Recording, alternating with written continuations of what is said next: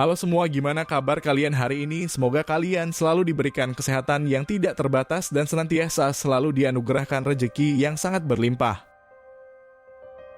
Pada kesempatan kali ini saya akan menceritakan sebuah kisah yang sempat menggemparkan jagat maya dan menjadi perbincangan hangat di berbagai media sosial.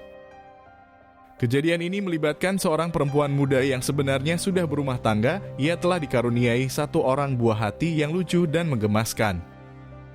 Namun dalam perjalanan pernikahan tersebut, si perempuan ternyata memilih untuk bekerja sampingan sebagai seorang penjual apem, sebuah cara yang dipikirnya bisa membantu perekonomian keluarga. Akan tetapi sayangnya apem yang diperjualbelikan itu malah membawanya pada satu peristiwa yang tidak pernah terduga. Sebuah insiden dengan seorang pelanggan membuatnya berada dalam posisi yang serba sulit. Peristiwa ini bermula dari kesaksian beberapa orang warga, di mana ketika itu mereka dikejutkan dengan teriakan si perempuan di depan kamar indekosnya. Ia terlihat berusaha mencari pertolongan dan tidak lama setelah itu keadaannya kian melemah hingga membutuhkan bantuan. Pada momen itu para warga berusaha memberikan pertolongan, tetapi kondisinya terus menurun. Menurut keterangan yang saya dapatkan, diketahui si perempuan itu terakhir kali terlihat bersama seorang pria. Mereka kedapatan jalan berdua dan menuju ke kamar indekos.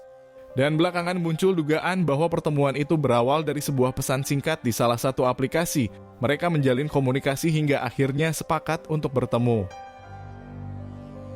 Hingga tidak disangka jamuan itu justru membuka lembaran tak terduga. Apa yang awalnya ia kira hanya sebatas perjumpaan biasa, ternyata berakhir pada konsekuensi besar yang tak pernah terlintas dalam bayangannya.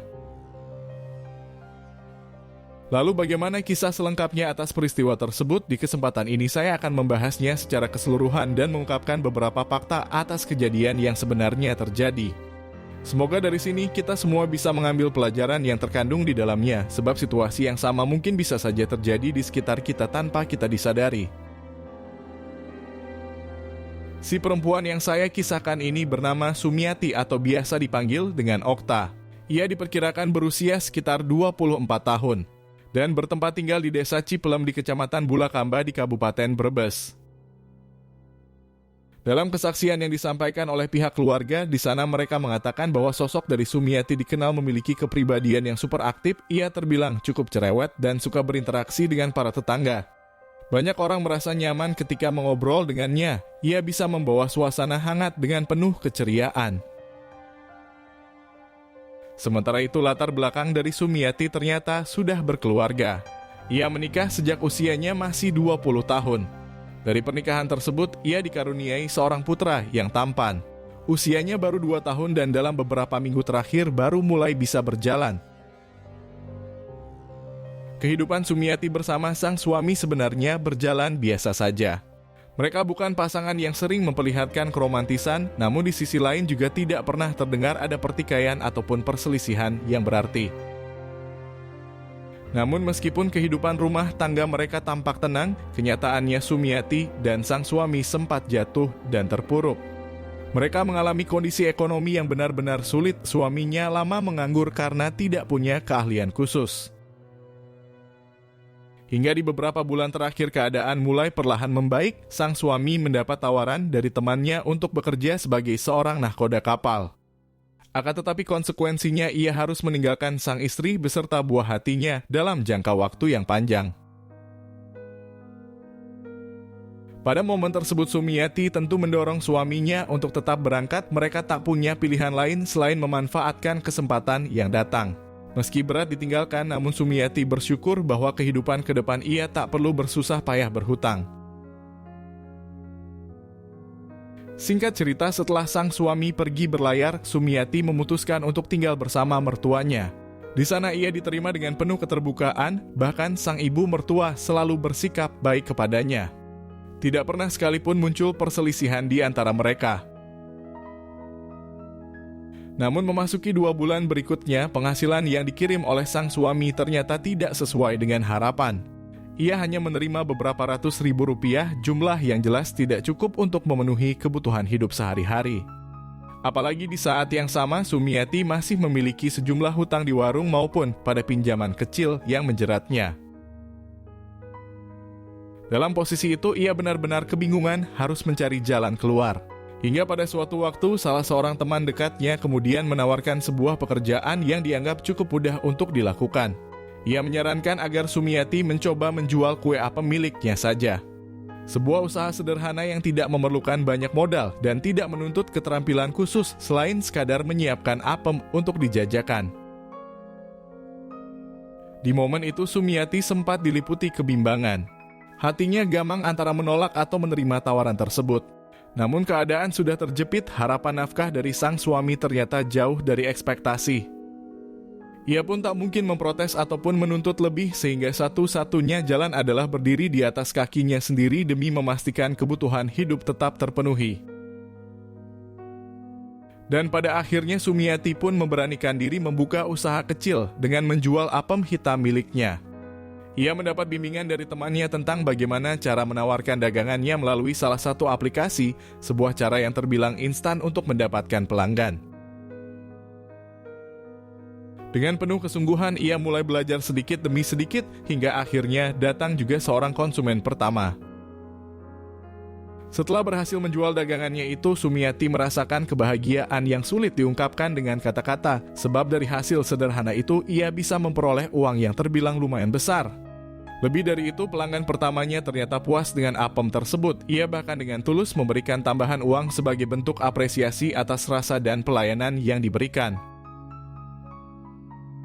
Pada situasi tersebut, Sumiati akhirnya memutuskan untuk menyewa sebuah kamar indekos sederhana, tepatnya di Jalan Brantas di pusat kota Tegal. Di tempat itu, ia merasa lebih leluasa dalam menjajakan dagangannya, tanpa harus khawatir mengganggu dan ketahuan oleh keluarga suaminya. Terlebih di kontrakan itu ternyata tidak hanya dirinya saja yang berjualan, melainkan ada juga beberapa orang lain yang membuka usaha yang sama. Suasana di sana hampir seperti sebuah pusat jajanan di mana berbagai jenis apem banyak tersedia. Ada yang berwarna hitam dengan tekstur kenyal dan tebal, hingga ada juga yang berwarna ungu seperti umbi-umbian. Sementara itu, selama Sumiati menetap di kontrakan, ia memilih untuk menitipkan putranya kepada ibu dari sang suami. Di sana sang nenek dengan penuh kasih menerima dan merawat cucunya tanpa pernah merasa keberatan. Hanya saja mereka sebenarnya tidak benar-benar mengetahui apa yang sedang dilakukan oleh Sumiati di luar rumah. Namun rupanya hal itu tidak pernah menjadi persoalan, sebab dalam beberapa bulan berikutnya Sumiati mampu membuktikan bahwa ia benar-benar bisa menghasilkan uang dari usahanya. Sebagian dari penghasilan itu bahkan kerap ia serahkan kepada ibu mertuanya sebagai bentuk rasa terima kasih, karena bagaimanapun putranya telah diasuh dan dijaga dengan sangat baik. Singkat cerita, Sumiati akhirnya mulai merasa enjoy dalam melakoni pekerjaannya. Ia bahkan sering memberi sentuhan khusus pada apem tersebut agar terlihat lebih menarik sambil tetap menjaga kualitas rasa demi memuaskan para konsumen. Selain itu, aktivitas di kontrakan juga menjadi obat penawar rasa sepi setelah ditinggalkan suaminya berlayar. Setidaknya di sana ia bisa melampiaskan segala perasaan yang selama ini tertahan, berinteraksi dengan orang-orang sekitar, dan memastikan apem miliknya tidak membusuk dalam sangkar. Setidaknya ada sekitar 4 hingga 5 orang konsumen yang datang langsung ke kontrakannya, dan di sana Sumiati selalu melayani mereka dengan penuh ketekunan.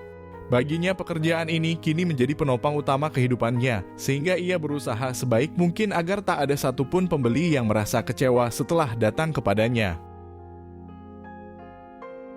Hingga berbulan-bulan berikutnya, Sumiati terus bertahan dengan usahanya menjajakan apem. Hari-harinya dijalani dengan penuh kesabaran, seakan ia sudah terbiasa dengan ritme barunya.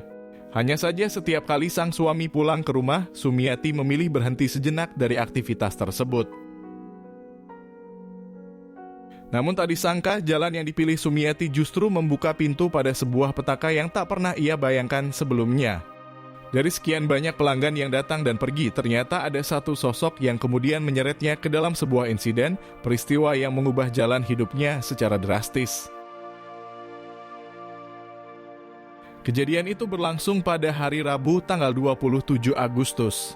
Seperti biasanya, Sumiati mencoba menawarkan dagangannya melalui salah satu aplikasi. Tak lama kemudian, sebuah pesan masuk dari seseorang yang menunjukkan ketertarikan pada apem yang ia jual. Dari percakapan singkat itu, mereka akhirnya mencapai sebuah kesepakatan hingga Sumiati pun memintanya untuk datang langsung ke kontrakannya. Pada sekitar jam setengah 5 sore, sosok konsumen itu sudah berada di depan gerbang lingkungan kontrakan. Sumiati lalu menjemputnya dan memintanya langsung masuk ke kamar. Hal ini lantaran ia sudah menyiapkan apem sejak sebelum kedatangannya dan menurutnya tidak etis bila disajikan di tempat terbuka. Singkat cerita, keduanya kemudian sudah berada di dalam kamar kontrakan. Sumiati seperti biasa langsung bersiap menjalankan aktivitasnya.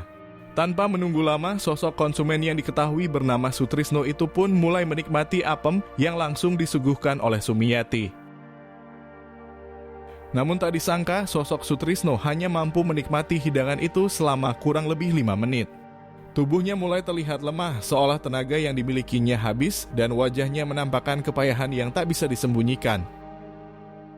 Dengan napas yang agak tersengal, ia perlahan terdiam dan akhirnya memilih duduk lemas di kursi. Hal ini tentu membuat Sumiati tertegun sejenak, tak menyangka reaksi yang dirunjukkan olehnya. Selepas itu Sumiati pergi ke kamar mandi untuk membersihkan diri. Ia juga tak lupa mencuci sisa apem yang seperti tak sepenuhnya dinikmati. Ia melakukannya dengan teliti, memastikan semuanya rapih dan bersih sambil menahan rasa kesal karena konsumennya kala itu cukup mengecewakan. Menurut keterangan yang disampaikan oleh Sutrisno, begitu Sumiati kembali ke hadapannya, aura dari perempuan itu tampak tegang seolah menahan amarah. Tanpa banyak bicara, ia segera meminta pembayaran dan menegaskan agar Sutrisno segera pulang. Ia bahkan menyertaknya dengan ucapan yang terdengar sinis seperti merendahkan harga dirinya hanya persoalan apem tersebut. Pada momen itu Sutrisno mulai terpancing emosi, ia menolak membayar karena merasa pelayanan yang diterimanya tidak memuaskan.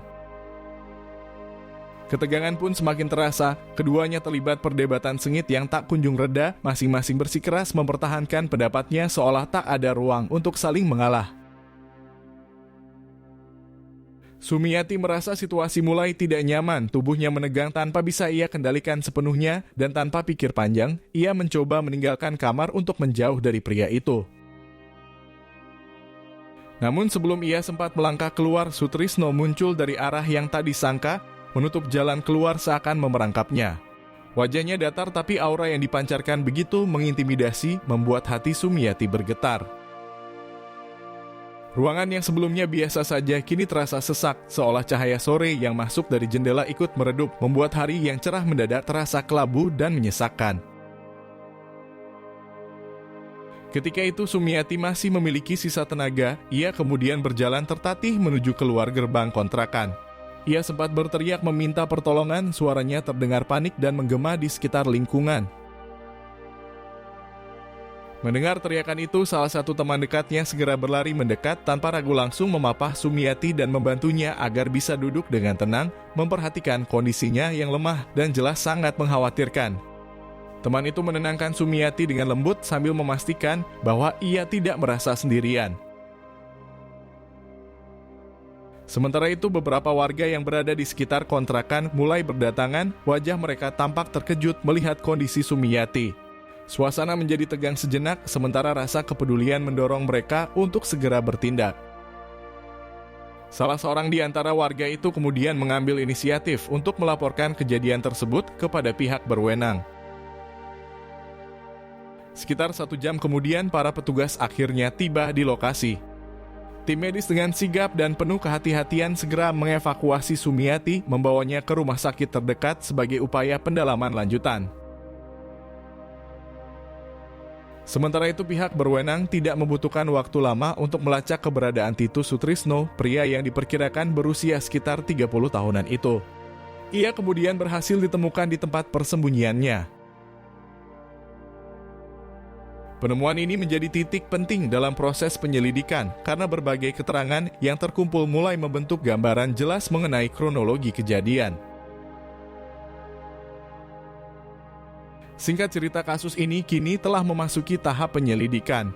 Status hukum masih dalam proses dan keputusan akhir mengenai tindakan yang akan diambil masih menunggu hasil penyelidikan lebih lanjut. Semua pihak termasuk warga kini menantikan perkembangan selanjutnya dengan harapan agar keadilan dapat ditegakkan secara adil dan tepat.